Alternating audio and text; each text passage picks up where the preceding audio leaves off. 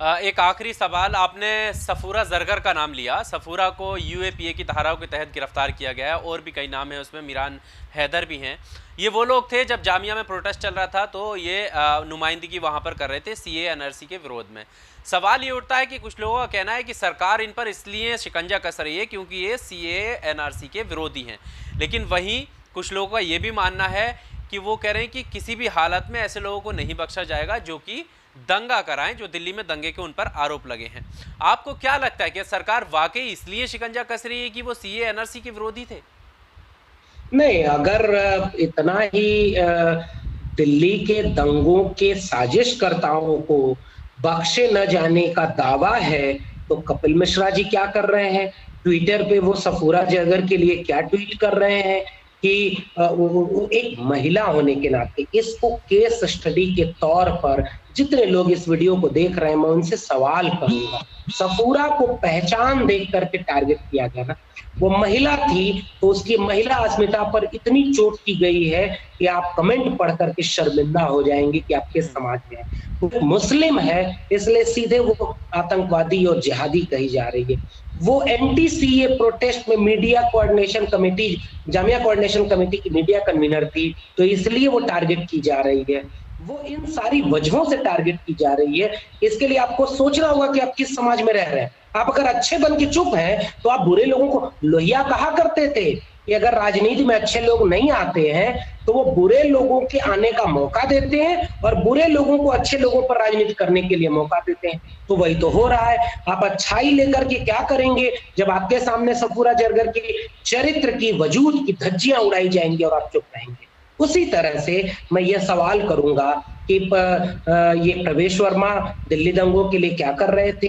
कपिल मिश्रा खुलेआम दी, अरे भाई पुलिस तंत्र के लोगों, अपना इकबाल बचाओ। तुम्हारी धज्जी उड़ाते हुए एक अदना सा नेता जिसकी कोई हैसियत नहीं है, जो किसी पॉलिटिकल पद पर नहीं है, वह खड़े होकर कह रहा है कि ट्रंप के जाने तक तो इंतजार करेंगे वरना आपकी भी नहीं सुनेंगे। खुलेआम दंगे हो रहे हैं। और मैं मित्र एक बात और कहूं कि सोशल मीडिया इस समय सबसे बड़ा प्रयोगशाला बन चुका है।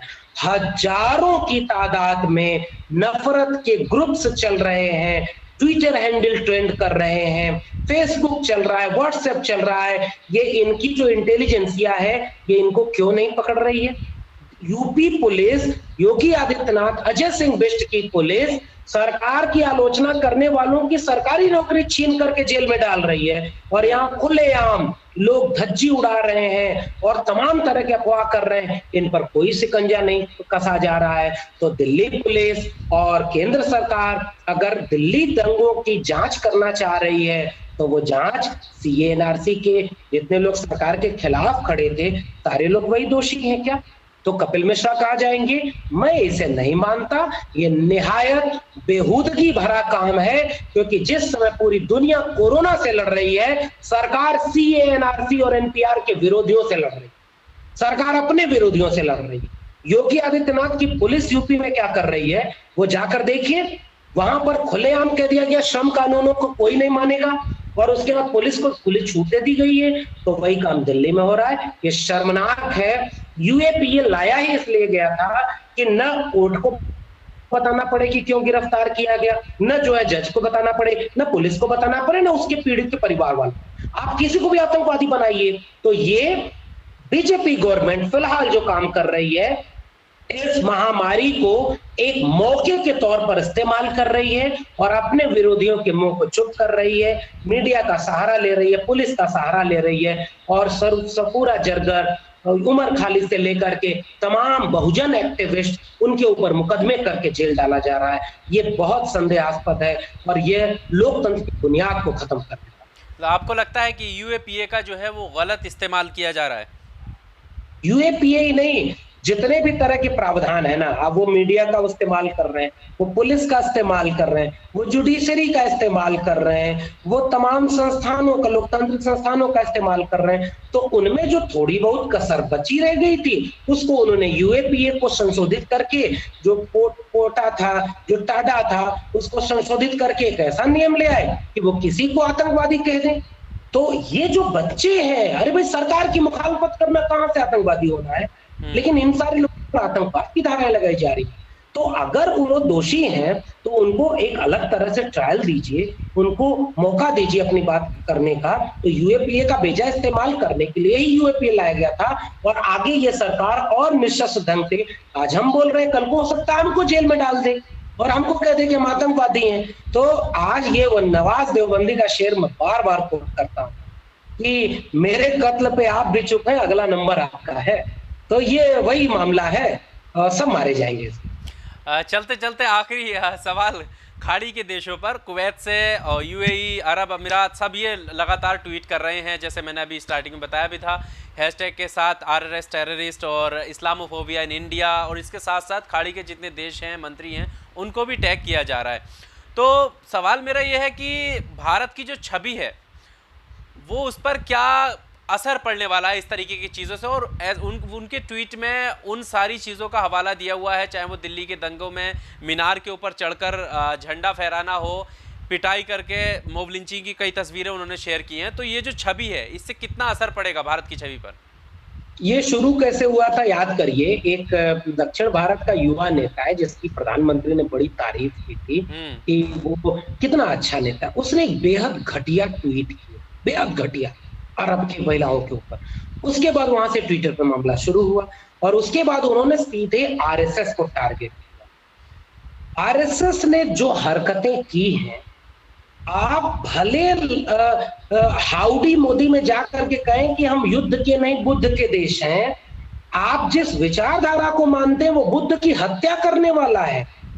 आप बुद्ध को नहीं, गांधी को, आप तो गांधी के हत्यारे वाली विचारधारा के हैं।